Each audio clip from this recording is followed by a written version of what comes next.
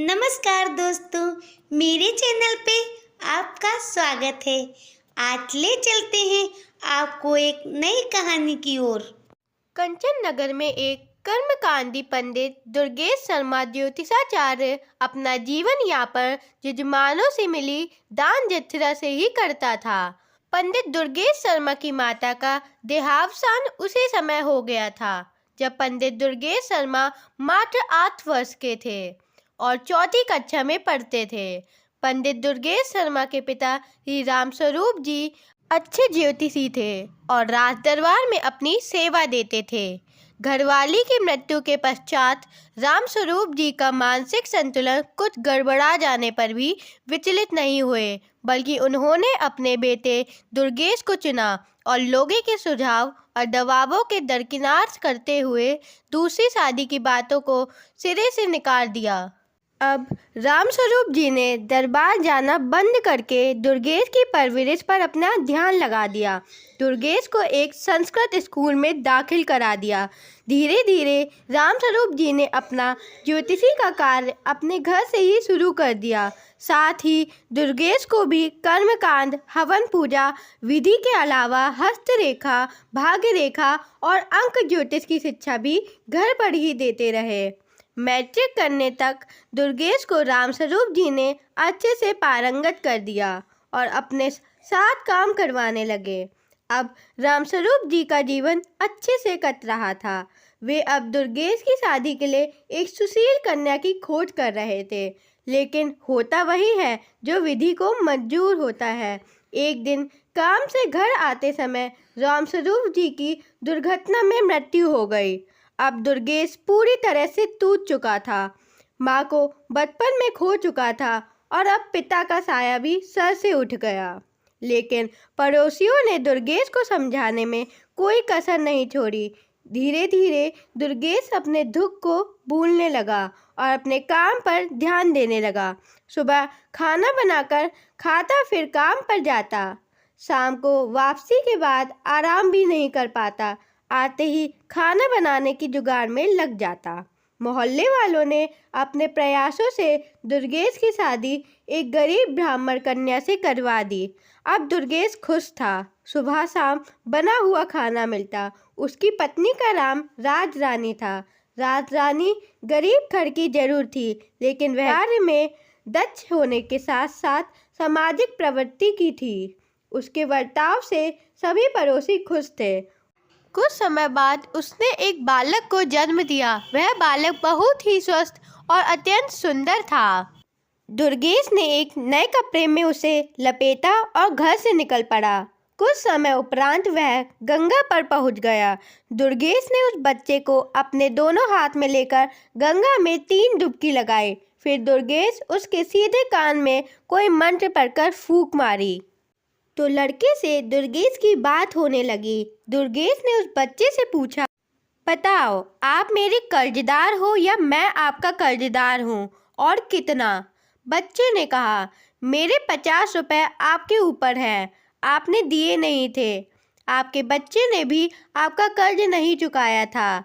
इतना सुनकर पंडित दुर्गेश ने उसे 50 रुपए दिए और बोला, आपका और मेरा हिसाब चुकता हुआ। तब बच्चे ने कहा, हाँ, हिसाब पूरा हुआ। यह बात सुनकर दुर्गेश ने कोई मंत्र पढ़ा और उसके उल्टे कान में फूंक मारी और उसे गंगा में प्रवाहित करके अपने घर आ गया। उसने राजरानी को यह कहकर समझा दिया कि उसका मेरे ऊपर कर्ज था, मैं उसे चुकता करके उसे वापस भेज दिया। अगर ऐसा नहीं करता तो वह पता नहीं कब हमारे यहाँ से जाता। उस समय हमें बहुत दुख होता।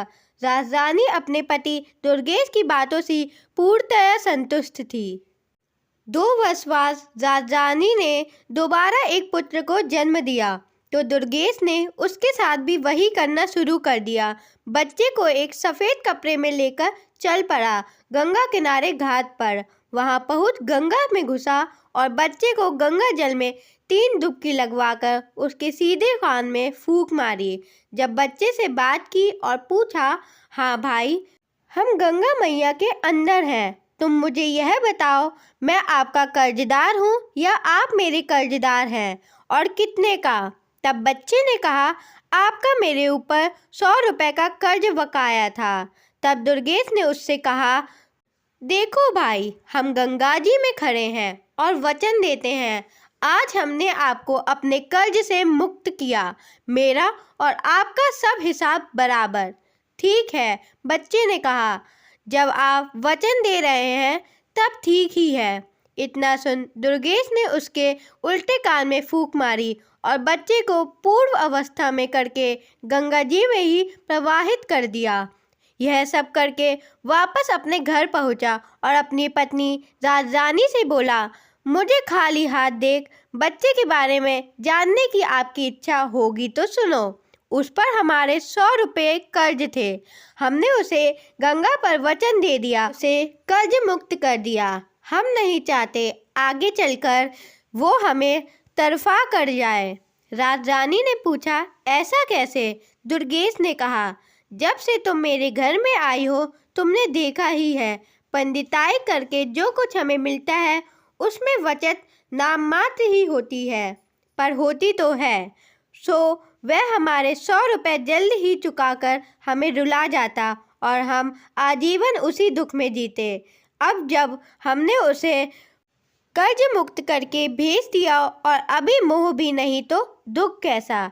दुर्गेश की बातों को सुनकर राजरानी चुप हो गई। उसके पास उस समय और कोई विकल्प नहीं था। फिर भी राजरानी को बहुत दुख था। वह अपनी व्यवस्था किसी को नहीं कहती, लेकिन अंदर ही अंदर टूट रही थी। आज वो पहले जैसी हंसमुख नहीं रह गई थी। उसका कमल सा चेहरा मुरझाने लगा था। सामाजिक होने के कारण लोगों को उसकी चिंता थी। एक दिन एक बुढ़िया ने, जो उसकी पड़ोसी थी, उसके कारण जानना चाहा। राजरानी उस बुढ़िया को बहुत मानती थी, इसलिए उसके आग्रह को ठुकरा ना सकी और अपनी बात बताई। बुढ़िया ने कहा, देख राजो, उसे मोहल्ले की सभी औरतें राजो ही कहती थी। यह नाम भी उसे दुर्गेश ने ही दिया था। हमारा राजा बहुत दयालु है, वह सभी की सुनता है। कल तुम मेरे साथ चलना और राजा को सब बताना। राजरानी ने उससे कहा, ठीक है माँ जी। अगले दिन जैसे ही दुर्गेश अब काम पर गया, पड़ोसन बुढ़िया आ गई और उसे बोली, राजो जल्दी चलो। राजरानी तो तैयार बैठी थी। उसके पास राज दरबार पहुंच गई। वहां राजा ने उसकी सारी बातें ध्यान से सुनी। बातें सुनकर राजा ने उस बुढ़िया से कहा कि अब यह जिम्मेदारी तुम्हारी है कि आगे जब इसके बच्चा होने को हो तब मुझे सूचना देना। और राजरानी ने कहा, तुम भी भूल मत जाना, इस बुढ़िया को याद से मेरे पास भिजवा कर सूचना दे देना। राजा की यह बात सुनकर वह दोनों अपने घर आ गए। राजरानी और पड़ोसी बुढ़िया को राजा से आश्वासन मिलने के बाद निश्चिंत हो गए। बुढ़िया तो पूरी तरह से अस्वस्थ थी, लेकिन राजरानी अपने दोनों संतानों के बारे में सोचकर ही सिहर जाती थी, जिनका मुंह भी उसने अच्छी तरह से नहीं देखा था। पर पंडित दुर्गेश को कोई भी दुख नहीं था। वह जो कर रहा था अपने भविष्य को ही सोच रहा था।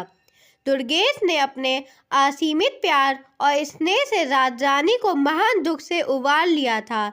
अब दोनों में परस्पर प्रेम की धारा बहने लगी थी। इसका प्रताप यह हुआ, राजरानी ने तीसरी बार एक बच्चे को जन्म दिया। राजरानी बच्चे को लेकर अत्यंत चिंतित थी। उसने बुढ़िया को राजा के पास भेज दिया। राजा साधारण कपड़ों में आकर उसके घर के आसपास निगरानी रखने लगा। तभी दुर्गेश अंदर गया और एक साफ नए कपड़े में उसे लेकर घर से निकल गया।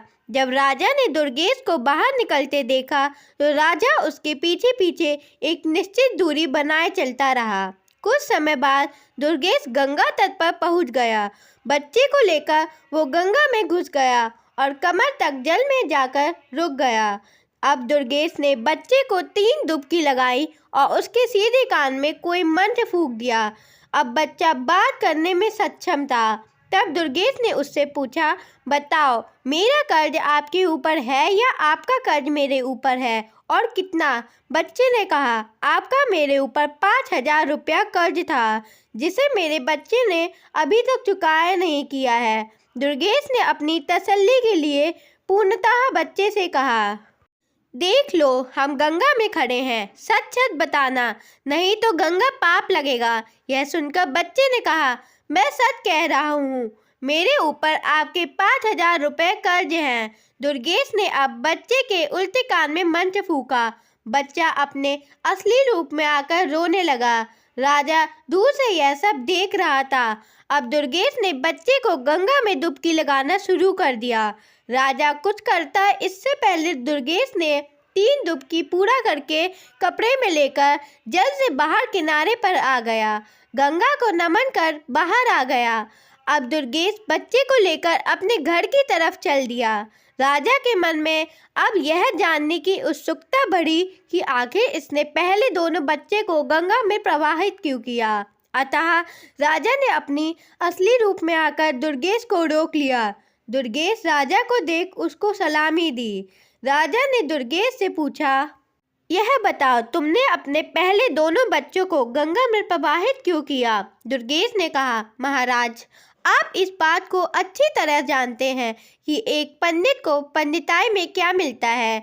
किसी ने सवा आना दे दिया, किसी ने थोड़ा बहुत अनाज फालित दे दिया।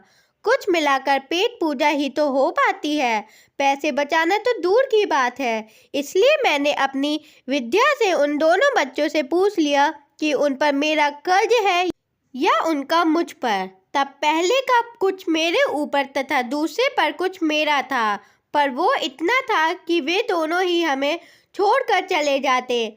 हमारी तो कमर ही टूट जाती। इसलिए इन दोनों से हिसाब चुकता करके वही गंगा में प्रवाहित कर दिया। राजा ने कहा, फिर इसे क्यों बचाया गया है? दुर्गेश ने कहा, इस पर मेरा 5,000 रुपया है, अतः उम्मीद है कि यह हमारा अंतिम संस्कार अपने हाथों ही कर देगा। दुर्गेश बच्चे को लेकर घर पहुंच जाते हैं। यह देख राजरानी मन ही मन राजा साहब का धन्यवाद करती है। लेकिन जब दुर्गेश ने कहा कि लो, यह हमारा पूरा जीवन काट देगा और हमारा अंतिम संस्कार भी कर देगा, अब दुर्गेश के घर में खुशियां मनाई जा रही थीं। दुर्गेश ने अपने अनुसार एक प्रतिभोज की भी व्यवस्था की। दुर्गेश ने उसका नामकरण स्वयं किया। जन्म ग्रह नक्षत्र आदि के हिसाब से उसके नाम का प्रथमाक्षर चा था, अतः बच्चे का नाम चंद्र प्रकाश रखा गया। मेष राशि और अश्विन नक्षत्र में जन्मे इस जातक की कुंडली बहुत ही भाग्यशाली थी। उसकी भाग्य रेखा भी बहुत ही प्रबल थी। उसके जीवन में धनाभाव तो था ही नहीं। चंद्र प्रकाश के जन्म के बाद ही पंडित दुर्गेश के अच्छे दिन शुरू हो गए थे। पहले दुर्गेश को भरण पोषण के लिए भी काफ़ी मशक्कत करनी पड़ती थी, लेकिन अब उनका गुजारा अच्छे से हो रहा था। उसकी पंडिताई अच्छे से चल रही थी। धीरे धीरे चंद्र प्रकाश भी चंद्रकलाओं की तरह दिन दूना रात चौगुना बढ़ने लगा। 5 वर्ष का होने पर उसे एक संस्कृत विद्यालय में दाखिल करा दिया। चंद्र प्रकाश पढ़ने में बहुत ही तेज था। दुर्गेश शाम के समय अपना 1 घंटा बेटे को ज्योतिष सिखाने में लगाया करते थे। चंद्र प्रकाश की बुद्धि विलक्षण थी। उसे जो मंत्र बताए जाते उन्हें कंठस्थ करना उसके बाएं हाथ का खेल था। संस्कृत से प्रथमा करने तक उसने अपने पिता दुर्गेश से ज्योतिष में भी पूरी दक्षता प्राप्त कर ली थी। चंद्र प्रकाश प्रथमा करने तक एक अच्छा जवान हो गया था। 14 वर्ष की उम्र में ही 18 का लगता था। दुर्गेश और राजरानी दोनों ही पुत्र को इस तरह बढ़ते देख मन ही मन भगवान का शुक्र अदा करता था। राजरानी जब भी पुत्र के निहारती राजा का धन्यवाद करना नहीं भूलती। उसे तो यह पता ही नहीं था कि इसमें राजा का कोई भी योगदान नहीं है। दुर्गेश को अपनी पत्नी द्वारा किए गए उस षड्यंत्र का पता भी कुछ दिनों बाद अपनी पत्नी से ही चला था, लेकिन दुर्गेश ने मन में विचार कर उस रात पर पर्दा पड़ा रहने दिया। राजरानी जब जब उसके सामने राजा का धन्यवाद करती, दुर्गेश के चेहरे पर एक मधुर मुस्कान आ जाती। चंद्र प्रकाश ने प्रथमा के बाद आगे की शिक्षा के लिए अपने माता पिता को मना कर दिया। उसने माँ से कहा, माँ, मैं भी पिता के काम में हाथ बटाऊंगा। माँ ने कहा, बेटे अभी तेरी उम्र ही क्या है, खेलो खाओ और आगे दुनियादारी को समझने की कोशिश करो, यह काम तो सारी उम्र ही करना है। इस पर चंद्रप्रकाश ने कहा, माँ जब मुझे पंडिताई ही करनी है तो बाद में ही क्यों, अभी से क्यों नहीं। विद्या तो कोई भी हो, उसे जितना उपयोग करोगे उसमें इजाफा ही होगा। तो माँ कल पूर्णिमा का दिन है, मैं भी कल से काम के लिए जाऊंगा। राजरानी मन ही मन बहुत खुश हो रही थी। चलो अब उसके घर 2 कमाने वाले हो जाएंगे, थोड़ा पैसा इकट्ठा करके हम अपने चंद्रप्रकाश की शादी कर लेंगे और मजे से उसकी दुनिया में रम जाएंगे।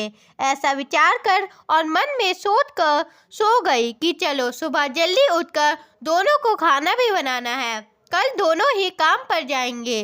राजरानी को रात में नींद नहीं आई, सोचने में ही करवट बदलते बदलते परेशान हो गई। तो सुबह जल्द ही जगकर रसोई का काम निपटा कर स्नान ध्यान कर खाना बना दिया और जब निश्चिंत होकर चारपाई पर लेट गई, सारी रात सो नहीं पाई थी, अतः निश्चिंतता के साथ लेटी थी, उसे जल्द ही नींद आ गई। सुबह दुर्गेश जब अपने समय पर उठे तो उन्होंने देखा श्रीमती जी सो रही हैं, तो वह किसी अनहोनी की चिंता में डूब गए और सबसे पहले उसे ही जाकर पूछा, अरे ओ भाग्यवान, तबीयत तो ठीक है, कहते हुए उसके माथे को छूकर देखा। तब तक राजरानी ने उसे कह दिया, मेरी तबीयत बिल्कुल ठीक है, थोड़ी जल्दी उठ गई थी तो काम धाम करके लेटी थी, नींद आ गई। आप अपने नित्य कर्म करो, खाना तैयार है। इतने में चंद्रप्रकाश भी जग जाता है और नित्य कर्म करने लग जाता है। दोनों पिता पुत्र तैयार होकर आ जाते हैं। राजरानी दोनों के आसन लगा खाना परोस देती है। दोनों ने खाना खाया और दोपहर का खाना साथ लेकर अपने अपने काम पर निकल गए। चंद्रप्रकाश का पहला दिन था, उसे कोई भी यजमान ऐसा नहीं मिला जो उसकी सेवा लेने को तैयार हो। धीरे धीरे शाम होने को आई। चंद्रप्रकाश उदास मन से घर के लिए थके थके कदमों से नीचे की तरफ देखता हुआ चला आ रहा था। अचानक उसके ऊपर गर्म गर्म पानी की बूंद गिरी। उसने अपनी नज़र ऊपर उठाई तो देखा एक बहुत ही खूबसूरत स्त्री अपना अट्टालिका पर बैठी रो रही थी। उसी के आंसुओं की बूंद ही चंद्रप्रकाश के ऊपर गिरी थी। चंद्रप्रकाश रुककर उससे पूछने लगता है, बहन आपको क्या दुख है, मुझे बताओ, हो सकता है मैं कोई उपाय बता दूं। ऊपर से उस स्त्री ने देखा एक नौजवान तिलक छापे लगा राम नाम का पीताम्बर डाले हुए नीचे खड़ा था। वह बहुत बड़ा पंडित लग रहा था। उसे देख ऐसा लग रहा था मानो अभी अभी काशी से आ रहा हो। उसने उसे कहा, तेरे जैसे कितने और थक कर चले गए, मेरा तो विश्वास ही उठ गया है तुम्हारे जैसे ढोंगी पंडितों से। इतना सुन चंद्रप्रकाश बहुत ही विचलित हुआ और मन में विचार किया कि मुझे इस महिला से कुछ न मिले, फिर भी मैं इसकी परेशानी का कारण जानकर उसका समाधान अवश्य बताऊंगा। उधर से महिला ने कहा, मैं तुझे कोई पैसा या दक्षिणा देने वाली नहीं। चंद्रप्रकाश ने कहा, माता नीचे आ जाओ, अपना हाथ दिखा दो और बताओ समस्या क्या है। वह स्त्री नीचे आ जाती है और कहती है, सुनो, मैं पहले ही बता देती हूँ, कोई दान दक्षिणा देने वाली नहीं, बाद में तुम दक्षिणा के नाम पर मुझे ठगना चाहो। चंद्रप्रकाश ने कहा, बहन मैं कोई ठगू नहीं हूँ, इसी शहर का निवासी पंडित दुर्गेश शर्मा जी का पुत्र चंद्रप्रकाश ज्योतिषी हूँ, मोहल्ला शुक्लयाने में रहता हूँ। इससे ज़्यादा अपना कोई सबूत नहीं दे सकता। हाँ, दूसरी बात, मैं आपका रोना देख दुखी हुआ था, इसलिए पूछ लिया। अब आपकी मर्जी है, जानना चाहती हो या नहीं। वह स्त्री बोली, ठीक है, तुम जो भी हो इतना समझा लो, मैं तुम्हें पैसा देने वाली नहीं। चंद्रप्रकाश, ठीक है, मैं पैसे मांग कब रहा हूँ। स्त्री ने कहा, अगर तुम्हारी बात सही निकली तो मैं तुम्हारे घर पर ही दक्षिणा भिजवा दूंगी। चंद्रप्रकाश, समस्या क्या है। स्त्री, मेरे पति परदेश गए हैं, 4 वर्ष हो गए, अभी तक वापस नहीं आए और ना ही कोई कुशल पुत्र भेजा। मैं केवल यह जानना चाहती हूँ वो कहाँ पर कैसे हैं और कब तक वापस आ रहे हैं। चंद्रप्रकाश ने कहा, आपने 2 बात पूछी हैं, इन दोनों में आप किसके बारे में पहले जानना चाहोगी? स्त्री ने कहा, मैं तो दोनों बातें जानना चाहती हूँ। चंद्रप्रकाश बोला, नहीं। स्त्री ने पूछा, क्यों? चंद्रप्रकाश ने कहा, क्योंकि मैं फ्री में तुम्हें केवल एक ही बात बताऊंगा। अब तुम फैसला कर लो कौन सी बात पूछनी है। स्त्री चुप हो जाती है और दिमाग का इस्तेमाल करती है। सोचती है, पूछती हूँ कब तक आएंगे? आने पर दिख ही जाएंगे। दूसरे स्वस्थ होंगे तभी तो आएंगे। ऐसा विचार कर स्त्री ने कहा, आप केवल यह बता दो वे कब तक आएंगे। वह गणित लगाता है और स्त्री से कहता है, वह आज रात 12 बजे तक आ जाएंगे। और हाँ सुनो, वो पैदल नहीं आएंगे। स्त्री ने कहा, तो कैसे आएंगे? वो हाथी पर आएंगे और बहुत सा धन साथ लेकर आएंगे। स्त्री कहती है, तो मैं भी तुम्हें बता दूं, वो जितना लाएंगे उसका आधा आपको दक्षिणा भिजवा दी जाएगी। चंद्रप्रकाश ने कहा, अच्छा तो मैं चलता हूँ। स्त्री कहती है, ठीक है जाओ। चंद्रप्रकाश वहाँ से अपने घर के लिए चल देता है। रास्ते में सोचता जाता है, पहले दिन बोहिनी तो हुई पर उधार रही। यह मन में सोचते घर पहुंच गया। दरवाजे पर दस्तक सुनकर उसकी माँ राजरानी आती है। मन ही मन कहती है, पंडित जी तो कब के आ गए, मेरा लाला इतना लेट आया है, कमाई भी अच्छी करके लाया होगा। यह सोचते हुए दरवाजा खोलती है। चंद्रप्रकाश अंदर आ जाता है। गुनगुना पानी लेकर उसे देती है और कहती है, बेटा हाथ मुंह धो लो, थकान उतर जाएगी, खाना तैयार है। आपके पिता भी आपका इंतजार में अभी भूखे बैठे हैं। चंद्रप्रकाश कहता है, अच्छा माँ, मैं अभी हाथ मुंह धोकर आता हूँ। कुछ ही देर में चंद्रप्रकाश फ्रेश होकर आ जाता है। राजरानी दोनों बाप बेटा के लिए आसन लगा देती है। तभी राजरानी बेटे से कहती है, कैसा रहा तेरा आज का दिन? चंद्रप्रकाश, माँ बस बोहिनी तो हो गई, वो भी उधार, कोई पैसा अधेला नहीं मिला। माँ कहती है, तभी तो कहती थी अभी खेल कूद, अभी तो तेरे पिताजी कमा ही रहे हैं, पर तूने जिद कर ली, सारा दिन ऐसे ही भटकता रहा। चल, उधार किया तो उसका क्या, आया ना आया, इन्हीं बातों के चलते खाना हो गया। उधर वो स्त्री पति के आने की बात सुन बहुत खुश थी। उसने अपने पति के लिए पतरस व्यंजन तैयार कर लिए और अपने बिस्तर पर लेटकर पति का इंतजार करने लगी। लेते अपने मन में बहुत सी बातें घूम रही थी। वह सोचती कहीं वो ज्योतिषी ढोंगी तो नहीं था, फिर खुद ही जवाब देती, नहीं नहीं, वह ढोंगी नहीं था, उसने कोई पैसा नहीं लिया, फिर झूठ से उसे क्या फ़ायदा। कभी मन में विचार करती, कहीं ऐसा तो नहीं वो कोई बदमाश हो और रात के अंधेरे में ठीक 12 बजे आकर हमें लूटना चाहता हो। इस बार वो सोचती है, यदि वास्तव में वो ज्योतिषी है और उसकी बात सही है तो मैं पहले अपने पति को उसके घर भेजकर जो कमा कर लाए हैं उसका आधा हिस्सा बतौर दक्षिणा दिला दूंगी। यही सब सोचते उसे नींद लग जाती है और वो सो जाती है। जब नींद खुलती है तो परेशान हो जाती है। पढ़ी लिखी थी नहीं, घड़ी देखना नहीं आता था, इसलिए उसके पति ने यह बजने वाली घड़ी लगाई थी। अभी वो पलंग पर बैठी ही थी कि घड़ी बज उठी। वह गिनने लगी कि दरवाजा खटकता है। वह पूछती है, कौन है? पति कहता है कि भाग्यवान, मैं आया हूँ। वह स्त्री पूछती है कि कितने बजे हैं? वह बोलता है 12 बजे हैं। तो स्त्री पूछती है कि आपकी सवारी क्या है? वह पति बोला, मेरी सवारी हाथी है। स्त्री कहती है कि शुक्ल यानी में पंडित दुर्गेश हैं, तो उसके घर जाओ और आप जो भी कमा के लाए हो ठीक उसका आधा उन्हें देकर आओ और उन्हें कहना यह आपके बेटे चंद्रप्रकाश की दक्षिणा है जो मेरी बीवी ने उधार की थी।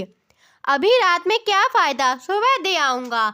स्त्री कहती है, नहीं, मैंने वचन दिया है, उसे निभाना पड़ेगा, जाओ जल्दी देकर आओ।